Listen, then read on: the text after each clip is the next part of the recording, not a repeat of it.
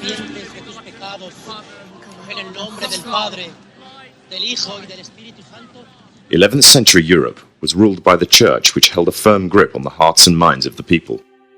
This power enabled Pope Urban II to wage war on the Muslim Caliphate and crusade in what he called a War of the Cross to recapture the land of Jerusalem.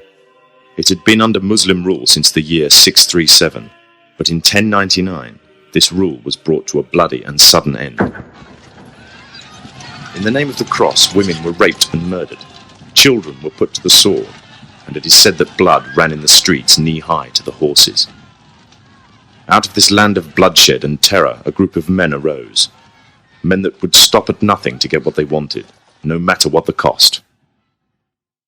20 years after Jerusalem was taken, the Dome of the Rock was seized by a group of warrior monks calling themselves the Knights of the Temple of Solomon, or more simply, the Knights Templars.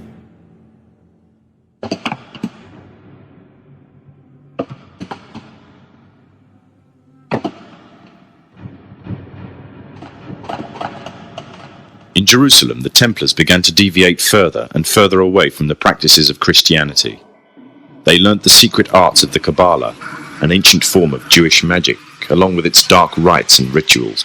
The Jews had learnt the arts from the pagans of ancient Egypt during the times of enslavement to the Pharaoh, and developed them into Babylon at the time of Nebuchadnezzar. In 1307, King Philippe of France arrested them for charges of denial of Christ, homosexuality, and idol worship, as well as magic. In 1314, Pope Clement V declared all Templars as heretics to Christianity, ordering all their properties to be seized. Their leader, Jacques de Molay, was captured and burnt to the stake. The Templars were cornered, and just when it seemed they were finished forever, a glimmer of hope arose from a seemingly certain end. They were to find a safe haven as well as an ally. But not in France. In fact, in a country in a desperate struggle for independence against the English, the country of Scotland.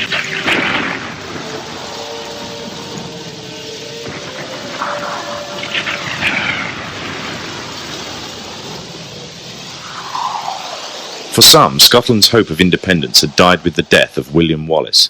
However, to the King of Scotland, Robert the Bruce, the arrival of the Templars gave him a new secret weapon. Their experience, gained over 200 years of fighting the mighty armies of Islam, had made them expert in combat and warfare, and more than a match for any army brought before them. In 1314, the Templars, allied with Robert the Bruce and his army, took to the fields of Bannockburn in the long-awaited showdown with the English. Robert the Bruce's foresight paid off. The 25,000-strong English army suffered a humiliating defeat at the hands of only 6,500 men. The dream of an independent Scotland had finally been achieved. The Templars had brought themselves back from the brink of destruction, and never again would they allow themselves to be destroyed. This time they would control the country by controlling its kings, and in order to preserve their secret order, the Templars would have to die, or more precisely, the name would have to die. The Templars, who had escaped Europe, were finally laid to rest in Roslin Chapel, Scotland, which stands to this day as sign of their presence in Britain. Their descendants became the true power of Scotland.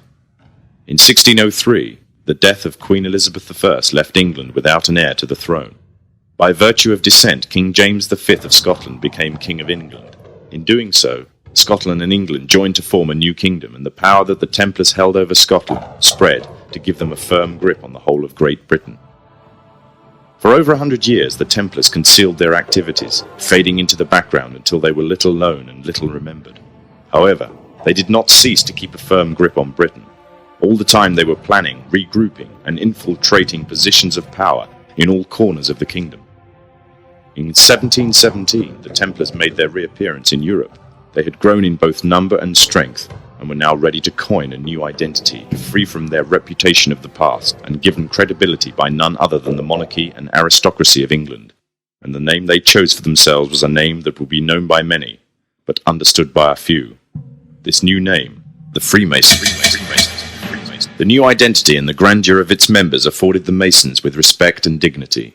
The first royal member of the Freemasons was Frederick, Prince of Wales. The latest members include Prince Philip, the Duke of Edinburgh, and consort to the current Queen of England, Elizabeth II, who herself is a grand patron to the Masons.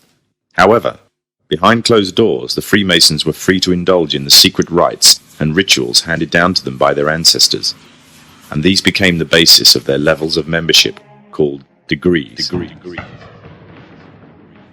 The Freemasons were not content with power in Britain alone. Their ambitions were far greater. In the years to come, the world would witness Europe and America being plagued by wars and revolutions, each more devastating than the other. However, these would not be as commonly believed, the spontaneous effects of a downtrodden people, but in fact schemes created by the exclusive feud driven by hunger for absolute power. All this would take place from the very country from which they had fled centuries earlier, and would come to the base.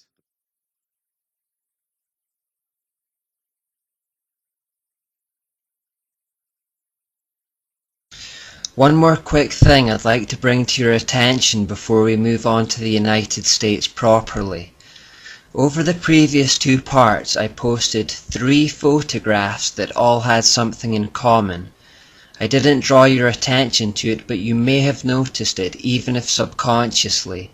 Possibly having noticed it, you thought it was just a coincidence and didn't pay it any further attention.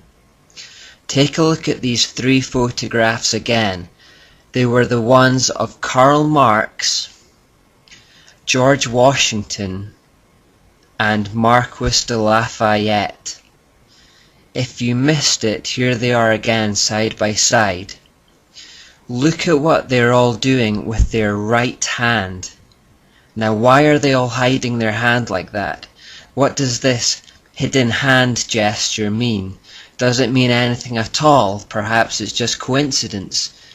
Well, let's take a look at some more portraits of famous personalities from history.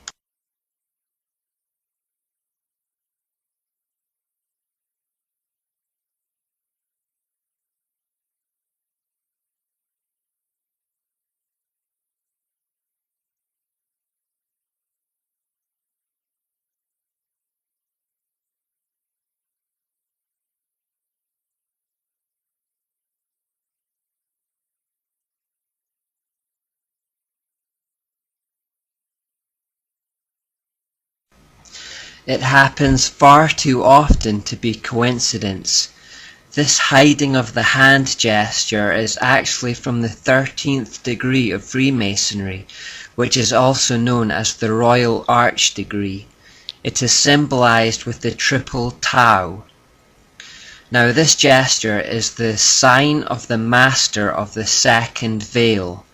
I won't go into the details of it, but basically what this gesture is doing is signaling to other initiates that they're part of the secret brotherhood and that their actions are inspired by Masonic beliefs. What they're saying is, it doesn't matter what I appear to be on the surface.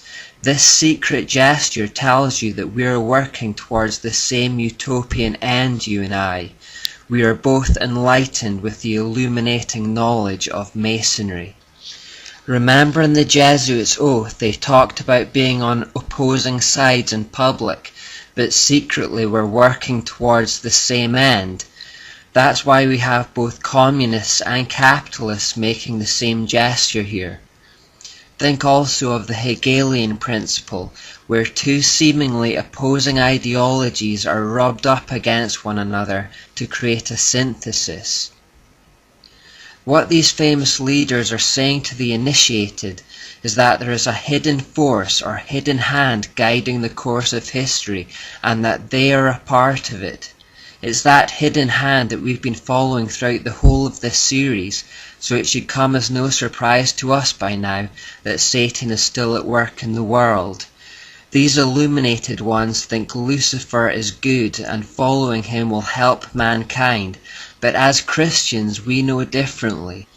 We know that Satan disguises himself as an angel of light and always has. We'll look more at gestures later. With this in mind, we should be careful not to pledge too much allegiance or get too fervent about either side in politics. There was a situation in the 2004 presidential elections where Americans had to choose between John Kerry and George Bush. What most didn't know is that although one was Republican and one was a Democrat on the surface, both were members of the Skull and Bones Masonic Society at Yale University. Both being Freemasons, did the American public really have a choice at the polling office, or were they voting for the same ideals dressed in different colors? There's a reason why, no matter who we elect, things always deteriorate in politics. Remember, the Jezebel spirit looks to control men of influence for her own ends, so she will always go for the leaders of nations. That's why we should pray for them. But we should also remember the central verse in the whole Bible, which is Psalm 118:8, and which says, "It is better to put your trust in God than in man."